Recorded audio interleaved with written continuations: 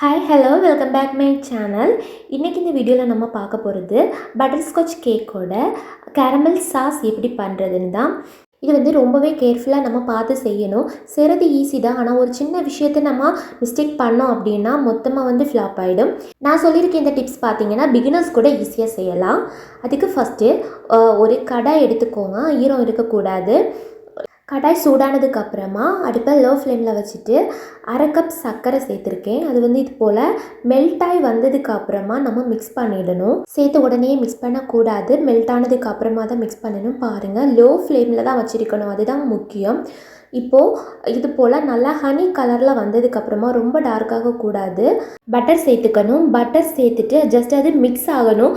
Oil மாதிரி பிரிஞ்செல்லாம் வரக்கூடாது. உடனேயே நம்ம ஸ்டவ் ஆஃப் பண்ணிவிட்டு நல்லா மிக்ஸ் பண்ணி விட்டுக்கோங்க.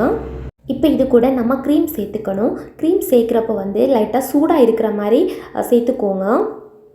ஹாட்டான க்ரீம் சேர்க்குறப்போ ரொம்ப கெட்டிப்படாது. இது போல் நம்ம மிக்ஸ் பண்ணிவிட்டு ஃபைனலாக கெட்டியாக இருக்கிறத மட்டும் நம்ம ஹீட் பண்ணி இதை வந்து மெல்ட் பண்ணிடலாம். இந்த மெத்தட் நீங்கள் ஃபாலோ பண்ணிங்க அப்படின்னா ஃப்ளாப்பே வராது. இது வந்து நீங்கள் பிகினர்ஸாக இருக்கிறப்போ ஃபஸ்ட் டைம் ட்ரை பண்ணுற டைமில் சம்டைம் இதில் வந்து ஏதாவது மிஸ்டேக் ஆகிடும். ஸோ இந்த மெத்தடு நீங்கள் ட்ரை பண்ணும்போது எந்த ப்ராப்ளமுமே வராது. இப்போ பாருங்கள், அடுப்பை வந்து மீடியம் ஃப்ளேம்லேயே வச்சுட்டு இதை வந்து நம்ம மிக்ஸ் பண்ணிகிட்டே இருக்கணும்.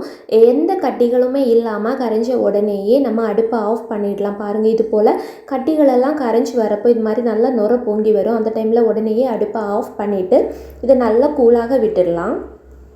நான் ஃபஸ்ட்லேயே சொன்ன மாதிரி அது செய்கிறது வந்து ரொம்ப ஈஸி.